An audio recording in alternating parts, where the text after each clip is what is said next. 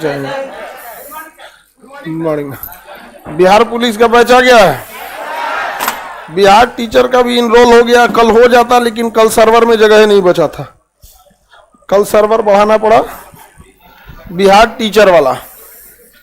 चलिए, इससे पहले कहां तक बताए थे आपको?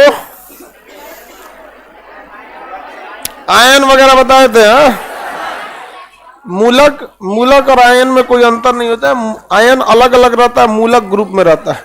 जैसे ऑक्सीजन -2 रहेगा तो आयन हो गया, और वही अगर ऑक्सीजन किसी के साथ आएगा OH-1 तो मूलक हो गया।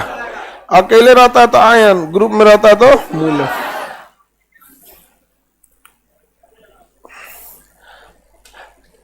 आप लोग को मूलक वगैरह माइनस वाला याद रखना पड़ा है।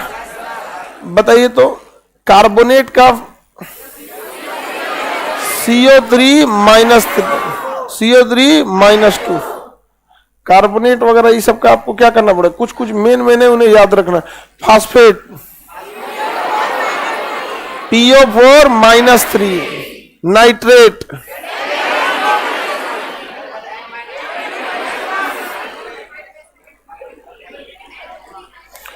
हाँ, नाइट्रेट बोल रहे हैं। गधा कहीं क्या? हाइड्रोक्साइड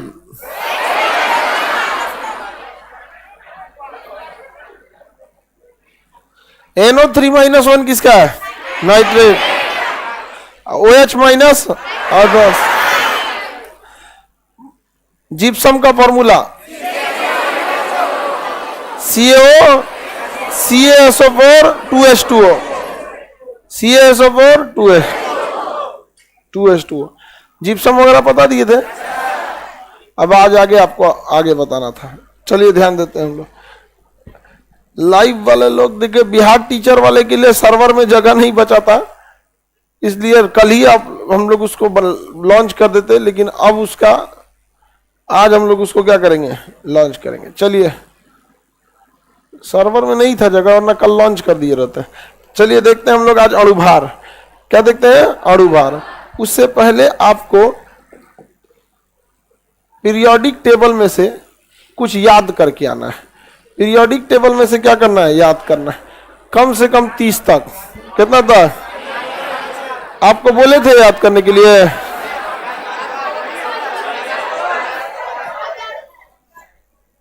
यहां पे है इस इसमें ना कम से कम 30 तक का याद रखेंगे ना तो आपको इजी हो जाएगा याद रखना। पीरियोडिक टेबल में कम से कम कितना याद रखना? 30। हाँ, यूपीएससी में गर्ल्स सब ज्यादा निकली है। हाँ, टॉप में लड़कियां ने बहुत अच्छा टॉप किया है। बढ़िया बात है लड़की लोगों के लिए। अब तुम लड़का लोग, गधा लोग, हाँ हाँ, देखिए हिंदी मीडियम में आपको बता, इंग्लिश मीडियम में रिजल्ट ठीक है। हिंदी मीडियम में कौन जी? देखिए रीजन क्या है, इंग्लिश मीडियम के रिजल्ट का 2 रीजन है बड़ा। पहला, इंग्लिश मीडियम के टीचर और स्टूडेंट दोनों एग्जाम ओरिएंटेड होते हैं। उनको मतलब होता है कि एग्जाम में क्या आ रहा है, इंग्लिश मीडियम के टीचर भी उसी हिसाब से पढ़ाएंगे और स्टूडेंट भी वही पढ़ेगा। हिंदी मीडियम के टीचर को अगर मजा आ रहा है ना तो 1 हफ्ता हिटलर पढ़ाएगा वो, द्वितीय विश्व युद्ध 1 हफ्ता। क्यों? मजा आ रहा है उनको पढ़ाने में। और हिंदी मीडियम के लड़कों खूब मजा पड़ रहा है तो 1 हफ्ता पढ़ाएं। इंग्लिश मीडियम में थोड़ा द्वितीय विश्व युद्ध खड़ा होकर बोल देगा, एक क्वेश्चन आता है सर, हम लोग कवर कर लेंगे। यहां लगता है मास्टर को ना आता है। अपना लक्षण सुधारिए पहले। एग्जाम क्या कर रहा है उसको ध्यान रखना चाहिए, स्टूडेंट और टीचर दोनों लोगों को। गजब का आप यहीं देखेंगे ना, आप कहीं से उठा के देखिए, सिंधु सभ्यता पढ़ना है तो मार ओकरा 10 दिन सिंधु सभ्यता। ये कोई बात है यहाँ पे? तो पहला एक ये होता है। दूसरा, जब चेक करने का बात आता है ना तो आप एक निबंध लिखिएगा हिंदी, 1 पन्ना हिंदी में है, उसी को अंग्रेजी ट्रांसलेट करके लीजिएगा। इंग्लिश वाला फोकस मारेगा जानते हैं कहाँ पे, कि आप कहना क्या चाह रहे हैं। हिंदी वाला राइटिंग ठीक नहीं लग रहा, हर सही दीर्घई इधर है यार, यह यहाँ है। फोटानी वाला ज्यादा होते हैं, टू द पॉइंट वो नहीं ध्यान देते हैं। ये भी एक मायने रखता है। बिना मतलब का उनके दिमाग में पहले बैठा है हिंदी मीडियम वालों के कि 10 में 10 नहीं देना है, 10 में 6 उसके दिमाग में बैठा है, क्योंकि सरकारी कॉपी चेक किया है। समझ में आ रहा है नहीं? ऐसा थोड़ी है कि सीबीएसई बोर्ड वाले लड़के 98 ले आ सकते हैं। उन्हीं सीबीएसई वाले को बैठाइए कि तुम इंग्लिश में ही पेपर देना। उसको हम ही नहीं कह रहे हैं कि हिटलर के इतिहास के बारे में तुम, जैसे मैट्रिक में कोई लड़का सीबीएसई का है इंग्लिश में लिखा होगा, हिंदी के पेपर को छोड़ के मैथ इंग्लिश में सॉल्व किया होगा, साइंस इंग्लिश में सॉल्व किया होगा। उसी को कहिए कि तुम यही पेपर बिहार बोर्ड में या यूपी बोर्ड में आओ, सॉल्व करो, इंग्लिश में ही सॉल्व करना, अम्ल नहीं बोलना, एसिड लिखना। समझ में गया? देते हैं सब बिहार बोर्ड में उनका नंबर। अरे एवरेज मार्किंग करके चल देता है ऐसे। 75% हो गए, वहां जाएंगे तो कितना 98। तो ये भी दिक्कत होता है। आप सरकारी स्कूल में देखिएगा ना, सरकारी स्कूल का प्रिंसिपल अपने आप को भगवान के बाद दूसरा का नंबर समझता है। हम पढ़ते थे तो हमारे एक सरकारी टीचर को मैं कमिंग से बाहर भागो, बपौती है तुम्हारा स्कूल हुआ, और ज्यादा कुछ बोलिएगा तो पकड़ के पीट देगा।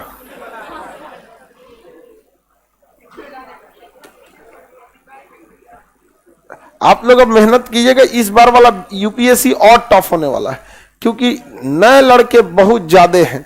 अभी केवल अपने एप्लीकेशन पर 1 लाख एडमिशन है आपका ये लड़कों का, और सोचिए उनका सिलेबस टू द पॉइंट खत्म हो जाएगा।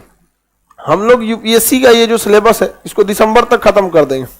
जनवरी, फरवरी, मार्च, अप्रैल, मई, 5 महीना रगड़ के रिवीजन कराएंगे लोग। 5 महीना रिवीजन, मार धार सब चलेगा उसमें। अभी तो बाबू भैया कह के समझाते हैं लोग। यहाँ पे हिस्ट्री चल रहा है, पॉलिटी खत्म हो गया, आपका ज्योग्राफी है, साइंस एंड टेक है, ऐसे धीरे धीरे। अब तो बहुत समय है। हम लोग यूपीएससी वाले बैच में 50% सिलेबस कंप्लीट कर चुके हैं। अभी आज से 1 साल बाकी है, तो 24 वाला एग्जाम बहुत टफ हो जाएगा, चाहे वो इंग्लिश मीडियम का हो या हिंदी मीडियम का। तो ये एक गड़बड़ी है हिंदी मीडियम की, जो कहिएगा ना हिंदी मीडियम में तो और नौटंकी हो जाएगा। तो ज्यादा तो नाश दिया है सब हिंदी मीडियम में, नहीं हिंदी के टीचर है, मतलब हिंदी के नहीं, मतलब हिंदी मीडियम के। जैसे अगर आप गौर कीजिएगा ना तो आप पाएंगे कि हिस्ट्री के टीचर को लगेगा हिस्ट्री सबसे बड़ा चीज है, और ज्योग्राफी को लगेगा ज्योग्राफी सबसे बड़ा चीज है। उनको समझना चाहिए कि आप टीचर, एग्जाम आपको नहीं देना है। लड़के के लिए हिस्ट्री ठीक लग रहा है कि ज्योग्राफी ठीक लग रहा है।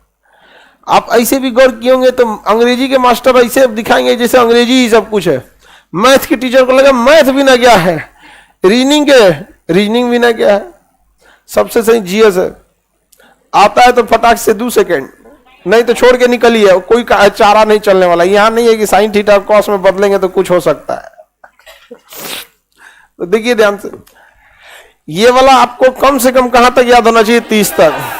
इसका परमाणु भार के साथ साथ, जैसे सोडियम का 11 होता है, 22.9 माने 23, 22.9 इसका भार होता है, तो कितना याद रखें 23। उसी तरह इसका 12 और 24 अमूमन दुगुना होता है। अमूमन क्या होता है, दुगुना। या तो दुगुना से एगो कम हो जाएगा या तो दुगुना से एगो ज्यादा हो जाएगा। अमूमन यही देखा जाता है, 30 तक में यही चीज आपको देखने पड़ेगी। समझ में आ रहा है कि नहीं आ रहा है?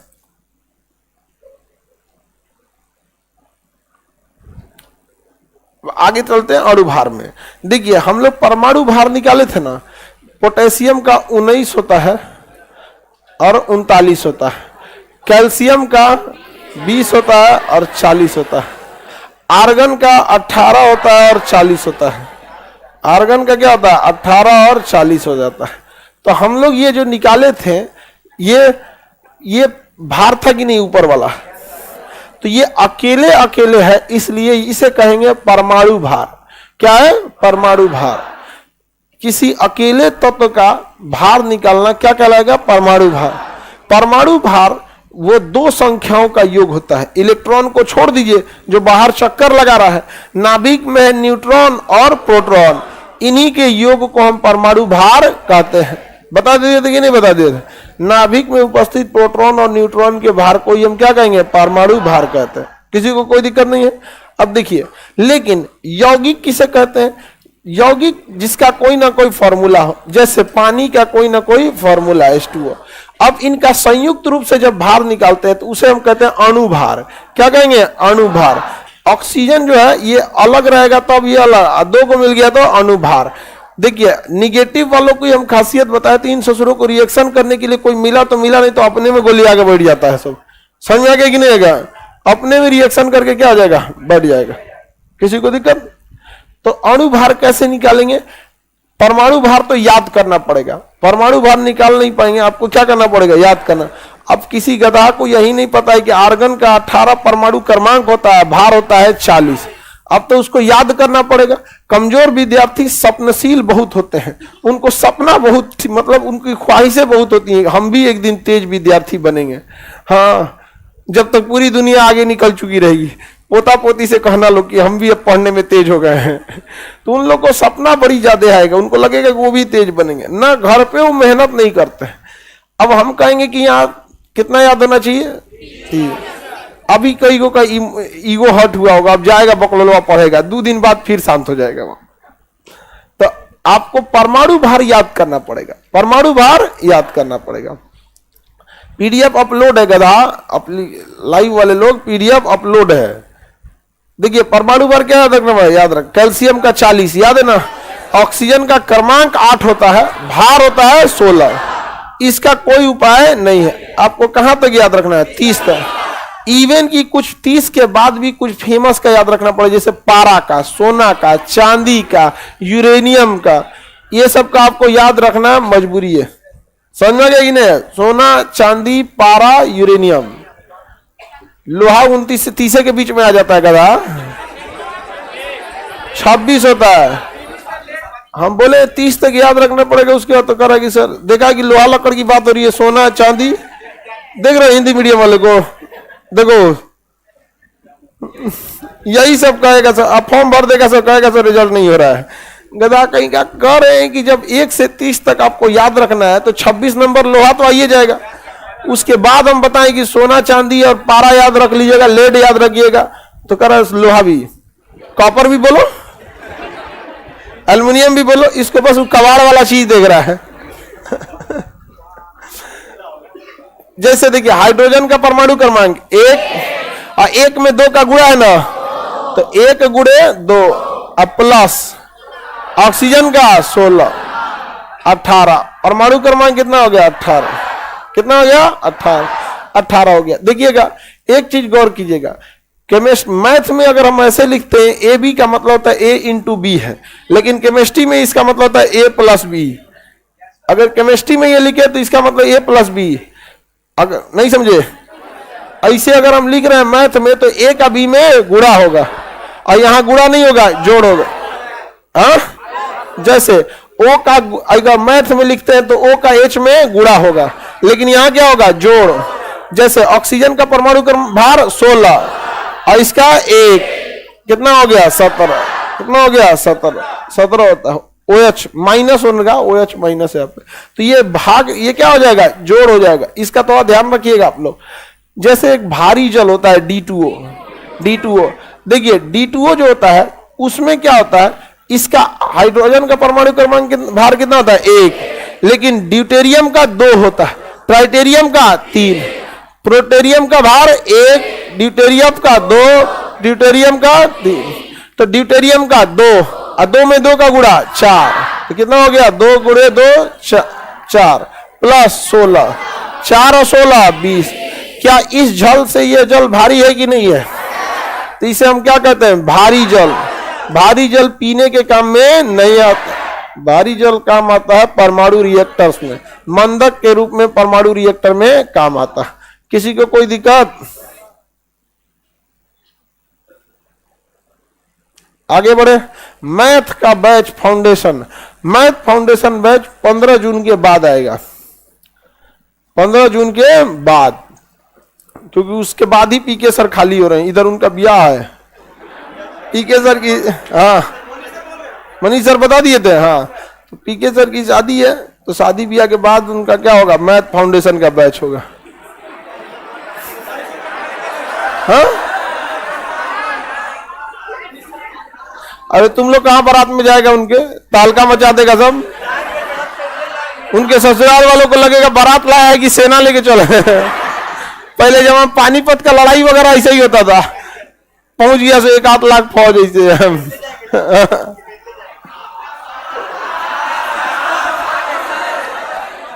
फाउंडेशन बैच के लिए आप लोग का, अरे तुम लोग को अभी पढ़ने से मन भर गया जो हमरा पीछे पड़ रहा है लोग। अभी अब देखो पीके सर का बिया हो जाए, टेंशन में वो पढ़ाएंगे कितना हमको नहीं समझ में आ रहा है। जितना टीचर लोग शादीशुदा हैं लोग, बैच खत्म होने के बाद अगर 10 मिनट हो जाता है तो घर से फोन आने लगता है, खत्म हो गया बैचवा, क्या कर रहे हैं। जैसे लगता है कि ना वहां बैठ के वहां पे नासा का ऑफिस से रिसर्च करना होगा उनके। हाँ गजब। अच्छा, जिनका शादीशुदा जो लोग हैं वो लोग, उनकी पत्नी अगर फोन करेगी ना तो ये कह देंगे कि मीटिंग में है। तो मीटिंग में उनका हस्बैंड अगर बोल रहा है कि हम मीटिंग में है, मतलब क्या है कि तुम अपना बात रहने दो, बाद में बता देना। उसको इससे मतलब नहीं, अपना बतिया बोल के रखेगी। अच्छा ठीक है मीटिंग में है तो बबुआ के लिए कुछ सामान है लेते ही, मिठाई लेते ही यहाँ पे। हाँ बोला कहा था कि मीटिंग में, काहे ऐसा होती है सर जी? हाँ बताइए, ये तो अजब हाल है। एक टीचर ना बैच खत्म होने के आधा घंटा तक बाद में हम लोग कुछ डिस्कस कर रहे थे इसी पे, उनका फोन आ गया, धड़ाधड़ ये काट रहे थे। हम कहे काट का रहे हैं, बोल दीजिए कि मीटिंग में है, तो वही बतिया बताएं। उठा के अगर बोलेंगे ना कि हम मीटिंग में ना, तो अपना बतिया बोलबे करेगी वह, इसलिए काट दे रहे हैं। 3 बार काटे, 4 बार काटे, अगला बार वीडियो कॉल आ गया।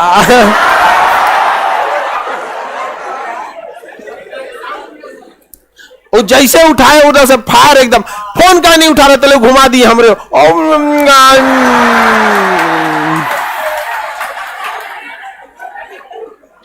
तुरंत फोन काट दिए। समझ में गया कि नहीं गया? ऐसा क्या होता है हमारी बात, सब लोग टेंशन में रहता है। जिसका पति हमारे यहाँ आता है ना, उसकी पत्नी टेंशन में रहती है, यह आदमी भड़का देगा ये। हाँ करण सर है, भरत सर है, इनकी वाइफ हमेशा कहते रहती है कान सर से ज्यादा मीटिंग वीटिंग में नहीं। तो मैथ का बैच आप लोग का 15 जून के बाद आएगा। चलिए अब देखते हैं हम लोग। पीके सर का मैथ लेना होगा ना बाबू। इकोनॉमिक्स भी आपका आएगा उसी के समय के आसपास। अभी जितना भी बैच आएगा आपका 10-15 दिन के बाद आएगा, ठीक है? इकोनॉमिक्स वगैरह सब भी। आगे बढ़ते हम लोग। ये पानी हो गया, ये भारी जल हो गया। अब बनाएंगे, अब रेडी है? अच्छा ये इसको देख के लगा होगा कि मैथ है। ये लड़की लोग कितना लोग को लग रहा है कि मैथ है? इधर मैथ है, इधर अंग्रेजी है। रिएक्शन करा दीजिए केमिस्ट्री। निकालेंगे आप लोग? परमाणु भार तो याद रखने की चीज है। 2 परमाणुओं को योग कर देंगे तो अणु भार आपको निकालना पड़ेगा। दे ऑप्शन निकालेंगे आप लोग? हाँ सोडियम हाइड्रोक्साइड NaOH,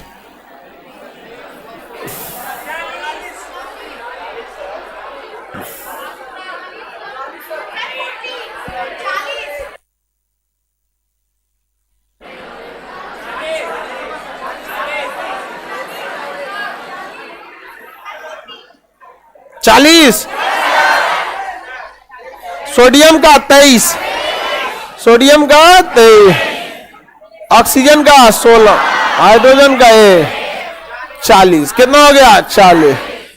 नहीं निकल गया? सिंपल है जी, निकालना है ये सब।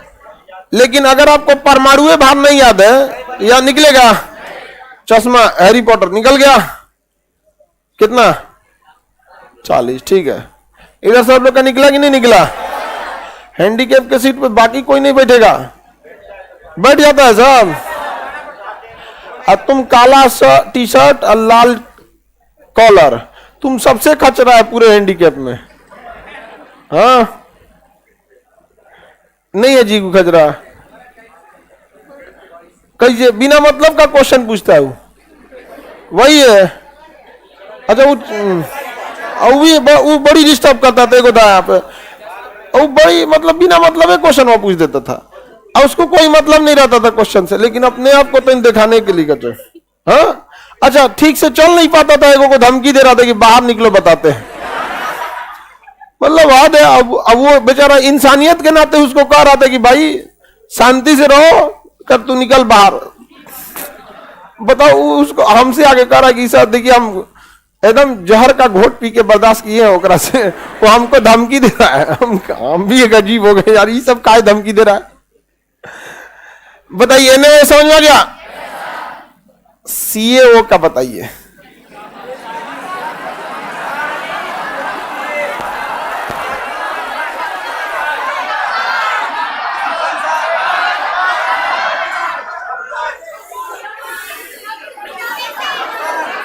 कितना?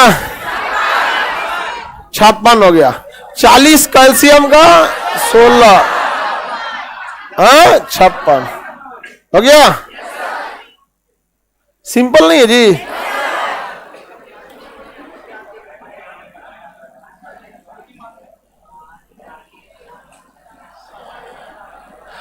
अभी गड़बड़ाएगा, ये सब किन्ने से कैसे गुड़ा होगा।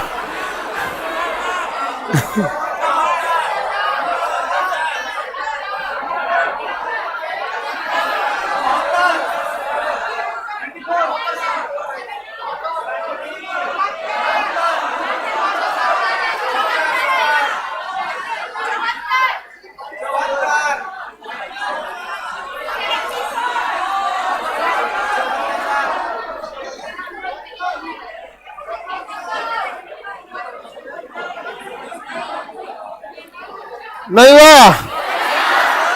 देखिए, कैल्शियम का 40 प्लस ब्रैकेट का, ब्रैकेट ऐसे रख दीजिए, ऑक्सीजन 16, हाइड्रोजन इसमें गुणा 2, 40 प्लस 17 दूनी 16, 1 17, 17 दूनी 4, इन्हें की एकरो में कर दे यहाँ पे 74। कितना हो गया? 74। ये 2 का गुणा ना ओ में भी है और एच में भी, तो पहले एच और ओ को जोड़ लीजिए। 16, 1 17, 17 दूनी 34, और 34 प्लस 40 74। हो गया कि नहीं हो गया? तो ब्रैकेट सॉल्व करना भी सीख गए।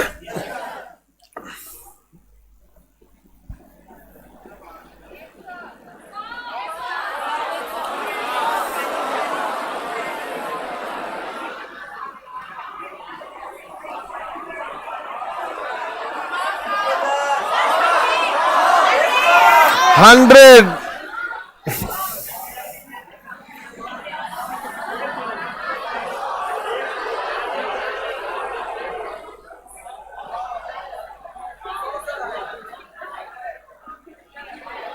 कितना हो गया?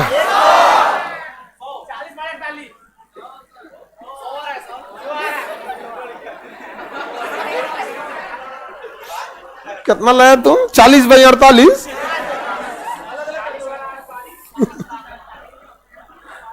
चालीस 12 और 16 3 48, 48 12 60 और 40 100। और भार निकालना आप सब समझ गए। और भार निकालना बहुत सिंपल होता है। मॉलिक्यूलर वेट, अंग्रेजी में क्या कहते हैं? Molecular weight. मॉलिक्यूलर वेट निकालना बहुत ही क्या होता है? सिंपल होता है। निकाल लेंगे? पिछवा बबनी निकाल लो। मोबाइल वाले के कौन सी कर रही है उधर? या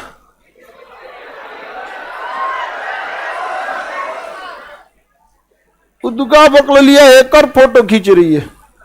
गजब कम दिमाग है। इससे ज्यादा तो दिमाग मुर्गी का होता है, भले छोटा होता है। इसका फोटो खींचने की क्या जरूरत है? मुर्गी ये नहीं याद रहेगा, नहीं जाओगे। तुम रहने दो। कड़कनाथ कड़कनाथ सबसे काला मुर्गा होता है। एकदम काला रंग का मुर्गा होता है ना, उसको कड़कनाथ कहते हैं। कड़कनाथ। आगे बढ़े तो अणुभार आप निकाल सकते हैं। अब कभी कभी क्या करता है ना, कुछ नहीं करेगा, ये चेक करेगा कि आप कितने समझदार हैं। अगर हम आपसे ये कहते हैं, सुनिए बाबू ध्यान से, कि जैसे ये चमगादड़ एसोसिएशन, ये काला लड़का कड़कनाथ, हाँ कड़कनाथ, ये कड़कनाथ जो है 100 नंबर के एग्जाम में 35 नंबर पाया है तो कितना परसेंट? 35। निकाला कैसे जाता है पहले समझिए। 100 नंबर का टोटल एग्जाम, ई पाया 35, तो टोटल में आप हैं कितना? गुड़े 100। ये अलग बात है कि 100 से 100 धड़ाक से कट जाएगा, समझ में आ गया। और अगर यही ये 200 में पाया रहता 75 नंबर, तब कैसे? तो टोटल कितना? 200, पाया कितना? 75। अब प्रतिशत का मतलब था प्रति 100 में, इसीलिए उसका नाम ये था प्रतिशत, परसेंट, प्रति 100। तो इसमें कितना से गुणा? 100 से। 2 जीरो से 2 जीरो, 2 से काट दीजिए, 35.5, 37.5, 37.5, 37.5। तो प्रतिशत का मतलब क्या होता है? प्रति 100 में, यानी टोटल कितना था, आप कितना है, और प्रतिशत के लिए 100 से गुणा। 100 से ही गुणा क्यों कहते हैं? क्योंकि प्रति मतलब प्रत्येक 100 हिस्से में आप कितना है? प्रतिशत। उर्दू में इसको फीसद कहते हैं। 100% सही बात बोल रहे हैं, मतलब 100% सही बात बोल रहे हैं। और देहात में इसको 16 आना कहते हैं, क्योंकि 16 आना में 1 रुपया होता था, 4 आना 25 पैसा, 8 आना 50 पैसा, 16 आना 100 पैसा, तो उसी को ये 16 आना सही बात बोल रहे तब। तो अब 16 आना कहने वाले लोग अब गुजर चुके हैं दुनिया से, बहुत कम बचे हैं लोग। हाँ, गांव में अभी भी बचे हैं लोग, बाबा दादा लोग बचे हैं।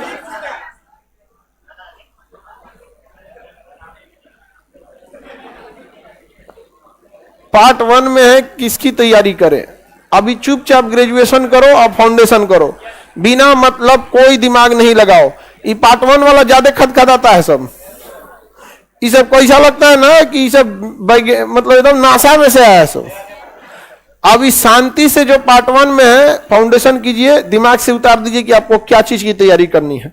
जब किसी फौजी को ट्रेनिंग दिया जाता है तो उसे कभी यह नहीं कहा जाता है कि तुम्हें पाकिस्तान से लड़ना है कि चाइना से लड़ना है कि नक्सली से लड़ना है। उसे बंदूक चलाना सिखाया जाता है। जब बंदूक चलाना सीख जाता है ना, सामने कोई उड़ा देगा वो। तो आप पहले नॉलेज लीजिए, पढ़िए। जब आप सीख जाएंगे ना कि क्या है हिस्ट्री, क्या है ज्योग्राफी, तो सामने कोई एग्जाम आएगा उड़ा देंगे आप, चाहे आपका सचिवालय है, चाहे बीपीएससी है, चाहे यूपीएससी। लेकिन हमारे एजुकेशन सिस्टम में ऐसा ना उसको दीमक घोला सब कि पहले उसे जुड़ा एग्जाम की तैयारी करता है कि हम किस चीज के। अगर आप ये सोचेंगे कि हमें पाकिस्तान से लड़ना है तो चाइना से तो कभी नहीं लड़ पाएंगे, क्योंकि आपका माइंडसेट है किसका? पाकिस्तान वाला। लड़िए नहीं पाएंगे आप। अब फर्स्ट ईयर वाले लोग शांति से आप लोग क्या कीजिए, जीएस खत्म कीजिए, 1 साल जीएस पूरा। अगर आपके पास कमांड आ गया तो अब आपके लिए कोई दिक्कत नहीं है। यूपीएससी और बीपीएससी जो एग्जाम है वो ग्रेजुएशन लेवल के एग्जाम है। और आप लोगों ने गलती क्या किया है, इंटर पढ़े हैं और ग्रेजुएशन का फॉर्म भर दिए हैं, आपको कॉल आ जाता है कॉलेज से कि एग्जाम दे देना, आप पढ़े नहीं है ग्रेजुएशन। समझ में आ गया कि नहीं आ गया? कहीं और जाके सफाई दीजिएगा, हमरे सामने नहीं, सब जानते हैं। अब बताइए, आप जरा कल्पना कीजिए, कोई क्लास 7 का लड़का है और आप उसको मैट्रिक के एग्जाम में बैठा दीजिए। मैट्रिक का एग्जाम टफ नहीं होता है। आप बताइए, आप लोग तो मैट्रिक पास करके आए, मैट्रिक का एग्जाम बहुत बड़ा टफ होता है क्या? हम लोग को मैट्रिक का सिलेबस दे देते 1.5 महीना 2 महीना को खत्म करते हैं। ये कौन चीज? फिजिक्स में 3 गो चैप्टर है, अरे 5-10 गो चैप्टर है, पूरा साइंस में 20 गो चैप्टर है। यहाँ 2 दिन में 1 चैप्टर खत्म हो जाता है, वो भी पूरा लेके न्यूमेरिकल लेवल तक। वो कौन सी का क्वेश्चन रहता है जाते, नहीं समझे? मैं 3 महीना बहुत हो गया उसके सिलेबस के लिए। लेकिन वो लड़का नहीं ना एडजस्ट कर पाएगा 3 महीना में। हम लोग जाएंगे ओके पढ़ाने तो उसको लगेगा कि तब हम लोग को धीमा करना पड़ेगा। अभी बताइए, क्लास 7 के लड़का को मैट्रिक का एग्जाम दिलाइएगा, पास होगा कि फेल हो जाएगा? तो क्या 10th का एग्जाम टफ है? वो 3 साल छोड़ दिया है। बस यही होता है यूपीएससी और स्टेट पीसीएस के एग्जाम में। वो टफ नहीं है। इंटर के बाद आप 3 साल छोड़ दिए। कॉलेज को भारत में एजुकेशन सिस्टम ने चौपट कर दिया। हमारे यहां एजुकेशन सिस्टम का मतलब यह नहीं होता है, सरकारी स्कूल की बात कर रहे हैं, सरकार के नजर में एजुकेशन सिस्टम का मतलब यह नहीं होता है कि बच्चों को पढ़ाना है, बल्कि मास्टरों को रोजगार देना है। यह मुख्य उद्देश्य है। बिहार सरकार 40,000 करोड़ रुपए शिक्षा पे खर्च करती है, समझे? किस लिए? तो मास्टरों को रोजगार हो सके। जबकि सेकेंडरी ऑप्शन है कि भैया पैसा उठा रहे हो, सैलरी उठा रहे हो तो कुछ पढ़ा भी दो। समझ में गया? हम लोग को सरकार बिजली भी देती है ना तो महंगा रेट पे, जो नॉर्मल आदमी बिजली यूज करता है ना, हम लोग को उससे ज्यादा रेट पे बिजली देती है कि आप कमर्शियल यूज कर रहे हैं, कमर्शियल के रेट पे ले देती है हम लोग को, उतना कोई भी चीज छूट नहीं देती है। तो वो एजुकेशन सिस्टम ऐसा हो गया कि ग्रेजुएशन में जाइएगा ना तो लड़का अपने आप को बहुत बड़ा तूफान समझ जाता है। जाएंगे ना जिस स्कूल कॉलेज यूनिवर्सिटी में तो कॉपी मोड़ के लाएगा लड़का, एकदम पढ़ने एकदम, हाँ वहां पे। और लड़की लोग डेली कपड़ा चेंज कर करके खूब बढ़िया, अरे क्या जरूरत है आपको, स्कूल में गई है जिंदगी बनाने के लिए, और वहां कोनो पीछे पड़ जाएगा तो बहुत डिस्टरबेंस है। अजब हाल है। कोई अगर लड़का हाथ धो के पीछे पड़े तो बस अपना मुंह धुल लीजिए, हाथ धो के अगर पीछे पड़ोगे लड़का लोग, लड़की मुंह धो के पीछे पड़ेगी तो फिर भाग जाओगे। नहीं बोले जी? तो आज के बाद कोई लड़का अगर हाथ धो के पीछे पड़ा और लड़की मुंह धो के पीछे पड़ गई, नाम छोड़ दे।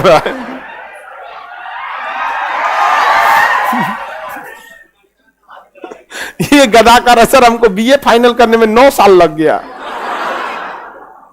चलिए अब ध्यान से समझिए, प्रतिशत समझ में आ रहा है कि नहीं आ रहा? तो अगर आपके पास ये जैसे दिया हुआ है क्या चीज, कैल्शियम कार्बोनेट, कैल्शियम कार्बोनेट, इसका टोटल भार कितना है? कैल्शियम कार्बोनेट का टोटल 100 है। अगर इसी में हम कह दे कि बताइए कैल्शियम कार्बोनेट में ऑक्सीजन या कैल्शियम कितना परसेंट है, तो कैल्शियम का होता है 40 और टोटल भार कितना है 100, आप प्रतिशत के लिए 100 से गुणा कर देंगे, 0 से 0 कितना परसेंट, 40% क्या हो गया कैल्शियम।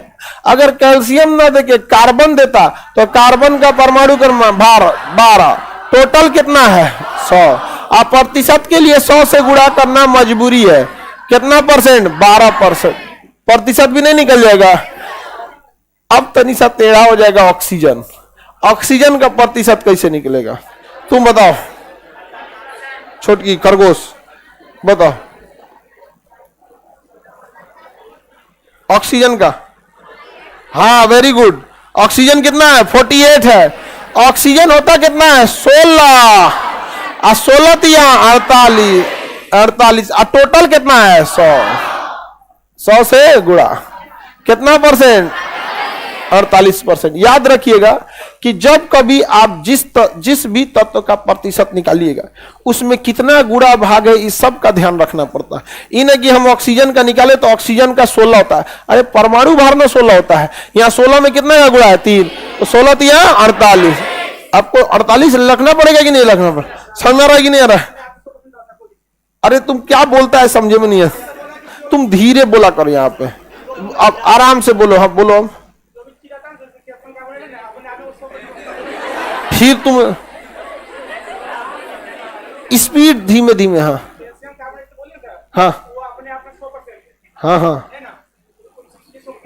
हाँ ठीक है, इतना फास्ट बोलता है समझ में, कैल्शियम कार्बोनेट अपने अपने 100%,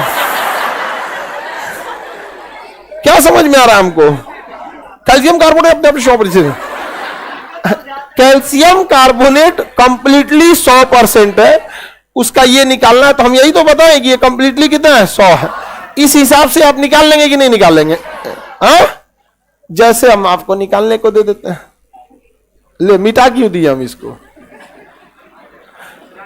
हम मिटा दिए तो मिटा दिए। NaOH में सोडियम का प्रतिशत, सोडियम कितना है कितना 23, और टोटल कितना है, टोटल 40 में सोडियम कितना है 23, सॉल्व करेंगे, सॉल्व कीजिए, उसमें तो बड़ी अच्छा लगा था 100 हो गया था धड़ाक से,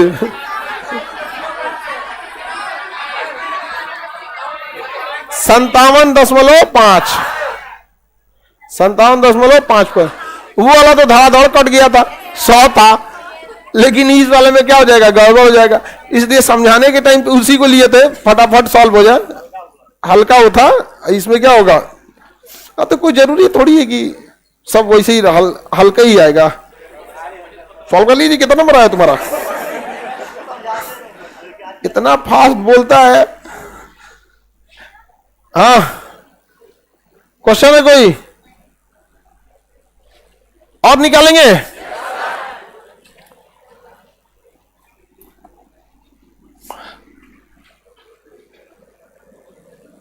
H2SO4, H2SO4, पहले इसका अणु बाहर निकालिए तब बताएंगे। सल्फर का बताइए इसमें।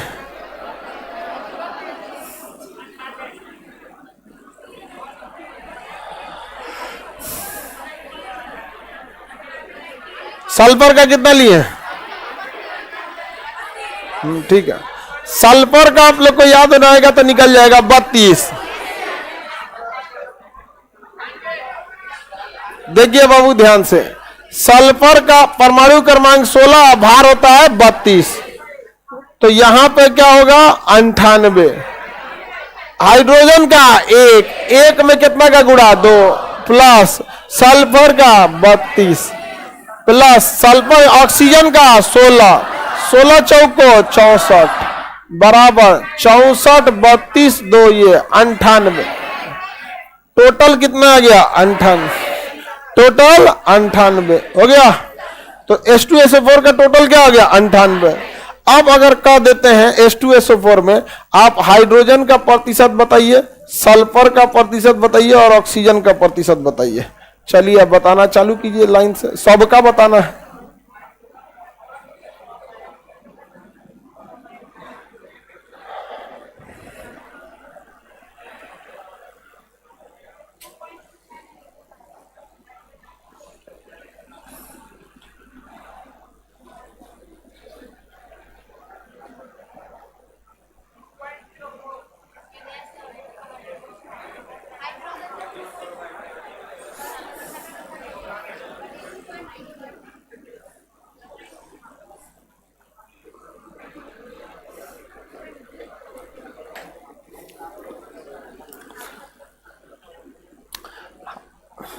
हंसो मत बबनी, सॉल्व करो। इधर तुम लोग साइड में बैठ के हंसते रहती है सब लड़का सबको डिस्टर्ब करने के लिए। नरवा बैठ जाएगी जो हंसेगी जो लड़का सबको डिस्टर्ब करने के लिए। ऑक्सीजन हाइड्रोजन कितना आया? पहले निकालिए, सब निकालिए।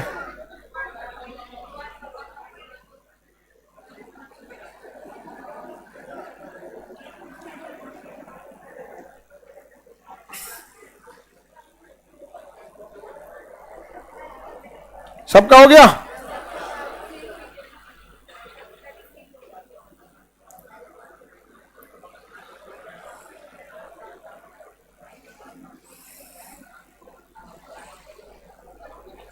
क्या कर रहा है जी? इतना भयानक निकालने में टाइम लगता है गधा सबका। जब हम परमाणु अणु बाहर निकाल के दे दिया 98, ओकरा बाद ही सबको इतना टाइम लगता है गधा सब।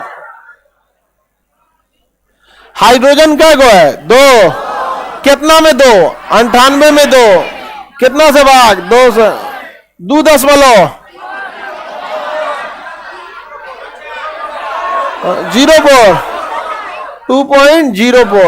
2.04% हो गया। सल्फर कितना है? 32। अकेले है ना सल्फर? सल्फर 32/98 गुणे 100, 33%। 33 पॉइंट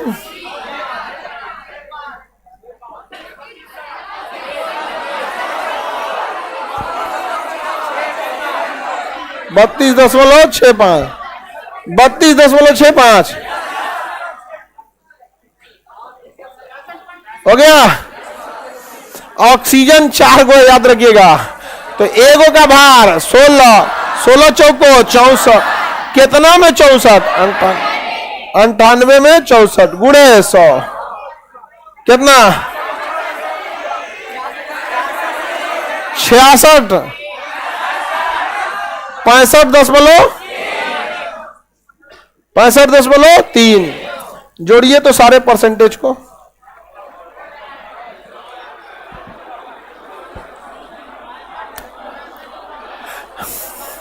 लगभग ये हो जाता है 35।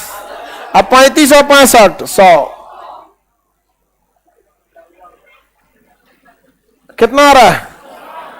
प्रतिशत में जब भी आएगा तो 100 ना आएगा जी। 100% हो गया ना। 100 कोई को 98 लाने के लिए सोच रहा है सर, ये तो भार है, प्रतिशत थोड़ी है। प्रतिशत जब भी आएगा कितना आएगा? 100। प्रतिशत जब भी आएगा 100। प्रतिशत कितना आएगा? 100। अब भार भी जोड़ के आप देख सकते हैं। भार जोड़ के देखिए, ऑक्सीजन का भार 64, सल्फर का 32 और इसका 2 जोड़िए कितना आ रहा है? 98 आ रहा है ना। 98 भार कितना है? 98। तो ऑक्सीजन का भार कितना था? 2, सल्फर का 32, ऑक्सीजन का 64 जोड़े तो कितना आया? 98। और जब इसका प्रतिशत तो हम 100% माने थे, 100% माने थे जी। सबका प्रतिशत जोड़ लीजिए कितना आ जाएगा? 100। सबका प्रतिशत जोड़ेंगे 100। निकल गया कि नहीं आ गया? यूरिया में नाइट्रोजन का प्रतिशत, यूरिया में नाइट्रोजन का परसेंट NH2CONH2 NH2CONH2 यूरिया का फॉर्मूला होता है। पहले आपको निकालना पड़ेगा यूरिया का अनुभार। जब यूरिया का अनुभार निकल जाएगा तब आपको निकालना पड़ेगा यूरिया का प्रतिशत, नाइट्रोजन का प्रतिशत।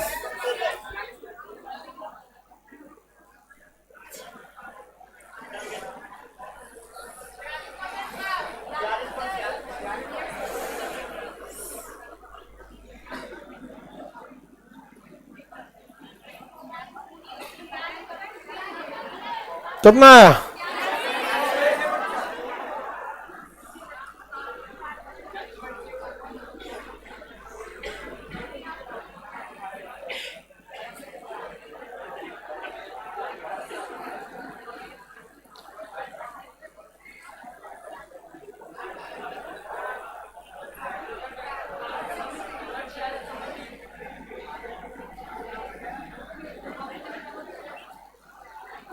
लाइव वाले आप लोग का सही है।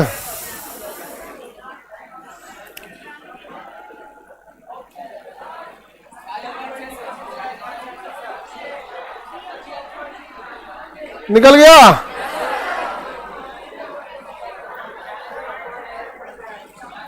चलिए देखिए बाबू,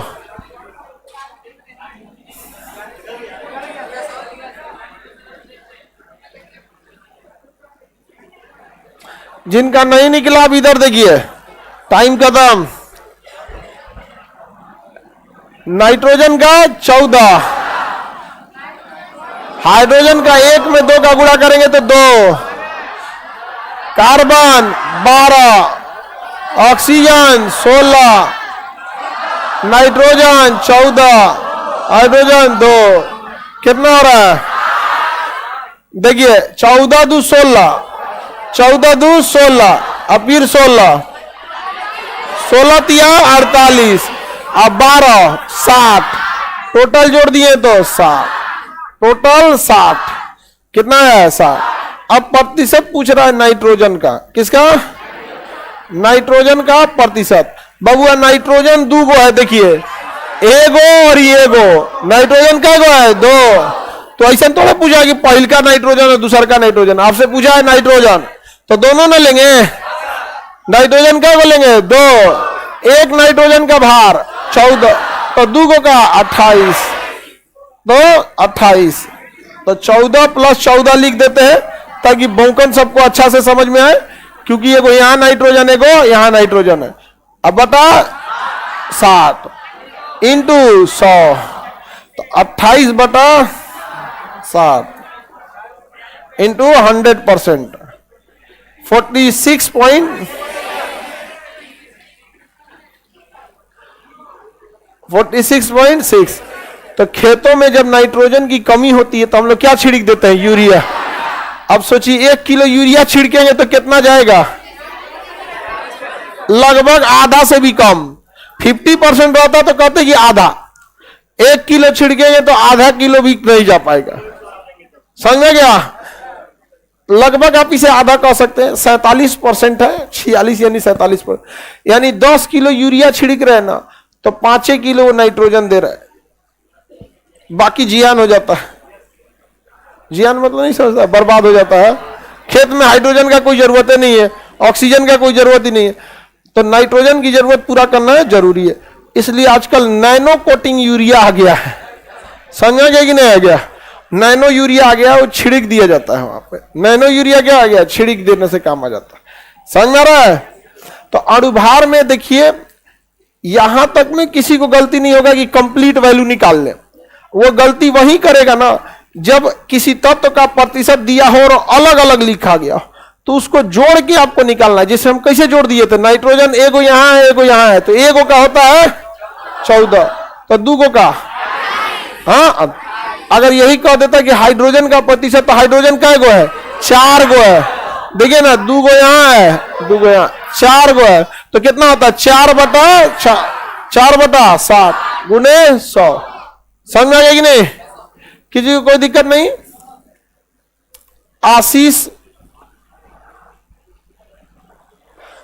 आशिक प्रमाणिक किस स्टेट के हैं बाबू आप? मेरा फर्स्ट क्लास है, हमको ज्यादा नहीं समझ में आया, तो आप खुद से कह रहे हैं फर्स्ट क्लास है, तो फर्स्ट क्लास पहला चैप्टर से नहीं चालू करेगा, जहां से बैच परचेज किया वहीं से चालू हो जाएगी। आप फर्स्ट क्लास से पहले फर्स्ट क्लास को कीजिए, तब ना समझ में आएगा। काजी तुमको समझ में आ रहा है कि नहीं? हाँ? वंदे भारत,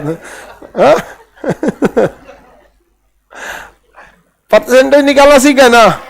अब परसेंटेज निकालना सीख गए, अब रिएक्शन करने के बाद भी सीख सकते हैं। कहेगा कि अच्छा, क्वेश्चन गजब पूछता है, कहेगा ना हाइड्रोजन को जलाने के लिए कितना ऑक्सीजन चाहिए? अजब हाल है, बोलना रिएक्शन कराने के लिए। केमिस्ट्री में कोई चीज जलता नहीं है, रिएक्शन करता है। अब लड़का का पगला जाएगा, सोचो जर गया ही कैसे, रिएक्शन कराने के लिए कर रहा है। हाइड्रोजन को ऑक्सीजन से कर रहा है। कैल्शियम को जलाने के लिए कितना ऑक्सीजन? अजीब है, जलने के लिए ऑक्सीजन की जरूरत है, अब कह रहा है जलाने के लिए कितना ऑक्सीजन? जलाने के लिए कौन जी बोलता है? बोलो कैल्शियम को किससे रिएक्शन कराना है? ऑक्सीजन से। तो कंफ्यूज नहीं होना है, तो आप परसेंटेज निकाल समझेंगे।